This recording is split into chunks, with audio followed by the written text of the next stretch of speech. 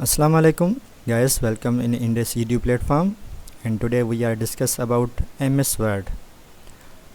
Guys, असां इन पंहिंजी सीरीज़ में MS Word जे बारे में पढ़ंदासीं ऐं सिखंदासीं MS Word खे स्क्रैच खां वठी एडवांस लेवल ताईं, जंहिंमें अॼु लेक्चर नंबर 1 में असां हिस्ट्री ऑफ MS Word पढ़ंदासीं ऐं हिन जी डेफिनेशन वग़ैरह ॾिसंदासीं.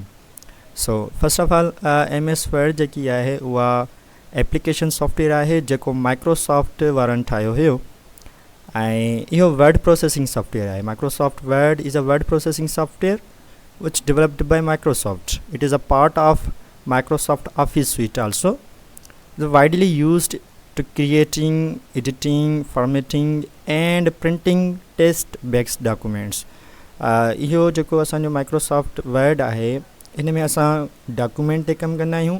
इन लाइ असां इन खे वर्ड प्रोसेसिंग चऊं था पिया, जंहिंमें असां उहो डॉक्यूमेंट क्रिएट कंदा आहियूं ऐं उनखे फॉर्मेट कंदा आहियूं. यानी असां उन में जेको डॉक्यूमेंट लिखूं था उनखे एडिट वग़ैरह कंदा आहियूं, उनजी फॉन्ट जी जेकी आहे सेटिंग कंदा आहियूं ऐं उन जेको डॉक्यूमेंट क्रिएट थी थो वञे उनखे फॉर्मेट करे असां उनखे प्रिंट कंदा आहियूं, यानी हिकिड़ी फिज़िकल शेप में उनखे आणींदा आहियूं. सो फर्स्ट ऑफ ऑल इहो जेको असांजो माइक्रोसॉफ्ट वर्ड हुयो इहो माइक्रोसॉफ्ट वारनि 1983 में रिलीज़ कयो. हिन जी जेकी पहिरीं रिलीज़ आई उहा 1983 में आई. उन खां पोइ वर्ड जेको हुयो उहो विंडोज़ लाइ अवेलेबल हुयो, उहो हुयो 1989 में. हिते तव्हां ॾिसी सघो था त विंडोज़ वर्जन आयो हुयो हिन जो, रिलीज़ हुई जंहिंमें रिलीज़ फॉर विंडोज़ हुयो जंहिंजो नालो हुयो 3.0 marketing it's true Windows debate. इन में इहो असांजो जेको विंडोज़ लाइ वर्ड आयो हुयो उहो तमामु घणो यूज़र फ्रेंडली इंटरफेस हुयो, जंहिंमें GUI बेस्ड हुयो, यानी ग्राफिकल यूज़र इंटरफेस हुयो. हाणे अगरि असां हिस्ट्री ऑफ कंप्यूटर ॾिसूं त असांजो जेको थर्ड जनरेशन हुयो उन में असांजो GUI अची वियो, यानी थर्ड जनरेशन में असांजो GUI हुयो ऐं उहा थर्ड जनरेशन बि असांजी 1971 खां स्टार्ट थी चुकी हुई. यानी हीअ जेको टाइम पीरियड हले थो पियो इन में असांजे जेके एप्लीकेशन्स अचनि पिया वेठा उहे GUI जेको असांजो ऑपरेटिंग सिस्टम आहे उनखे सपोर्ट कनि पिया वेठा. सो इहो तमामु घणो यूज़र इंटरफेस फ्रेंडली हुयो, यानी आसानी सां यूज़र इन खे ऑपरेट करे सघे पियो, हलाए सघे पियो ऐं पंहिंजा डॉक्यूमेंट जेको आहे उहो क्रिएट करे सघे पियो. उन खां पोइ द जीनेसिस वर्ड 1.0 जेको 1983 में इन जो पहिरियों मां डिस्कस करे आयुसि त इन जो फस्ट रिलीज़ हुयो, अर्ली डेवलपमेंट हुयो. Charles Simonyi and Richard Brodie formed of Xerox park. इहो हिकिड़ी कंपनी ज़ीरोक्स पार्क्स, उन जा इहे ॿई फाउंडर हुया. उन में इहे इन जा एक्स एम्प्लॉइज़ हुया जिन इन ते कमु कयो हुयो, इन खे डेवलप कयो हुयो. It support mouse input and WYSWYG editing. हाणे इन जो मतिलबु आहे WYSIWYG जो त what you see is what you get, यानी तव्हां जेको उन में ॾिसो था उहो ई तव्हां हासिलु कंदो. टेक्स्ट बेस्ड डॉक्यूमेंट हो, जेको डॉक्यूमेंट तव्हां उनखे ॾिसी सघो पिया उहो ई तव्हांखे फिज़िकल शेप में मिलंदो हुयो. उन खां पोइ अॻिते अचूं था पिया त वर्ड 2002 खां वठी 2007 जंहिंमें असांजो इन में खोड़ सारियूं चेंजिस आयूं हुयूं. वर्ड 2003 ऐं 2007 जेको आहे उहो तव्हां यूज़ कयो हूंदो, वाइडली असांजो जेको आहे उहो यूज़ थिए पियो वेठो. चेंजिंग इन में कहिड़ी हुई, मेन शइ आहे त इंट्रोडक्शन इन XML बेस्ड. हाणे जेको 2003 अचे थो पियो उन में XML बेस्ड डॉक्यूमेंट हुयो ऐं उन डॉक्यूमेंट जो जेको फॉर्मेट हुयो उहो हुयो docs, DOCX docs file format हुयो. जॾहिं असां उन जे वर्ड जे फाइल खे सेव कंदा आहियूं त उन जो फाइल फॉर्मेट हूंदो आहे जंहिंखे असां एक्सटेंशन बि चवंदा आहियूं. हाणे 2003 जेको वर्ड हुयो उहो असांजो सपोर्ट करे पियो XML, यानी ओपन सॉफ्टवेयर हुयो जंहिंजो फॉर्मेट हुयो डॉक्स. उन खां पोइ 2007 आयो. हाणे 2007 में जेकी उन्हनि चेंजिंग ॾिनी उहा हुई रिबन इंटरफेस, यानी उन में हिकिड़ी रिबन अची वई जंहिंसां तव्हां पंहिंजे डॉक्यूमेंट जी जेकी इंडेंट वग़ैरह आहे उहा सेट करे सघो था पिया. ऑफिस ओपन XML फॉर्मेट हुयो इहो बि.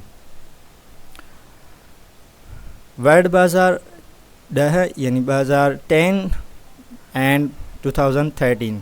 हाणे वर्ड जेको 2010 एंड 13 आहे इहो क्लाउड एंड कोलाब्रेशन आहे, यानी तव्हां इन में पंहिंजा फाइल्स जेके आहिनि उहे क्लाउड ते मोकिले सघो था ऐं ईज़िली किथे बि तव्हां उनखे एक्सेस करे सघो था पिया. जैमें असांजी क्लाउड इंटीग्रेशन अची थी वञे, रियल टाइम कोलाबोरेशन अची थी वञे, यानी रियल टाइम तव्हां उहा पंहिंजी डेटा जेके उहा सेव करे सघो था ऐं उनखे एक्सेस करे सघो था कहिड़े बि कुंड में तव्हां। टच मोड अची वियो हुयो, यानी हाणे इहो असांजो टच पैड जेको आहे उहा सपोर्ट करे सघे थो। पोयां असां ॾिठोसीं हिस्ट्री में त असांजो इनपुट हुयो ऐं what you see is what you get में हुयो। हाणे असांजो टच पैड में अची वियो आहे, यानी 2010 एंड 13 जेको आहे असांजो उहो टच पैड में अची वियो आहे। Word in Microsoft 365। हाणे माइक्रोसॉफ्ट जेको हिन वक़्तु असांजो हले थो पियो ऑफिस, यानी माइक्रोसॉफ्ट वर्ड, उहो असांजो सीट में अचे थो पियो 365 जंहिंखे चवंदा आहियूं, जंहिंमें असांजी सब्सक्रिप्शन मॉडल बि अचे थो पियो। यानी हिन में तव्हां उनखे पे करे सघो था। हिन जा डिफरेंट पैकेजिस हूंदा आहिनि, लाइक उनजो मंथली हूंदो आहे, ईयरली हूंदो आहे, क्वार्टरली हूंदो आहे, जहिड़ो तव्हां जेको पैकेज आहे उहो सब्सक्राइब करे सघो था, जंहिंमें उन कंटिन्यूअस अपडेट्स ईंदियूं आहिनि, न्यू फीचर्स ईंदियूं आहिनि, रियल टाइम को अथॉरिटिंग ईंदी आहे। गाइस हाणे असां पंहिंजो लास्ट जेकी स्लाइड आहे उनखे डिस्कस कयूं था पिया त असां जेको ऑफिस आहे उहो यूज़ छो कंदा आहियूं, या ऑफिस असांजी किथे किथे असांजे कमु ईंदी आहे। सो बेसिकली वर्ड जी अगरि असां ॻाल्हि कयूं त इन जा खोड़ सारा की फीचर्स आहिनि, लाइक असां पोयां डिस्कस करे आयासीं त यूज़र फ्रेंडली इंटरफेस हूंदो आहे, टेक्स्ट फॉर्मेटिंग हूंदो आहे, पैराग्राफ फॉर्मेटिंग हूंदो आहे, टेम्पलेट्स हूंदा आहिनि, स्पेल चेकिंग एंड ग्रामर जेकी उन में चेक कंदो आहे उनखे, इहा बि असांजी हिकिड़ो फीचर आहे।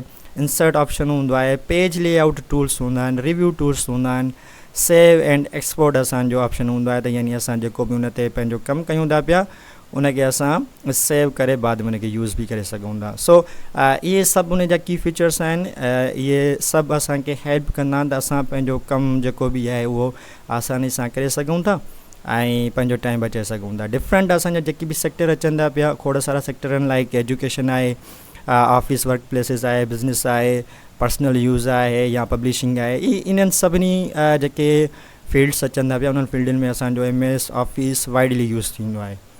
सो इहो आहे असांजो लेक्चर नंबर 1। हाणे असां लेक्चर नंबर 2 में MS ऑफिस जेको आहे, MS वर्ड, उन जे यूज़र इंटरफेस खे ॾिसंदासीं ऐं स्टेप बाय स्टेप उनखे सिखण जी कोशिशि कंदासीं।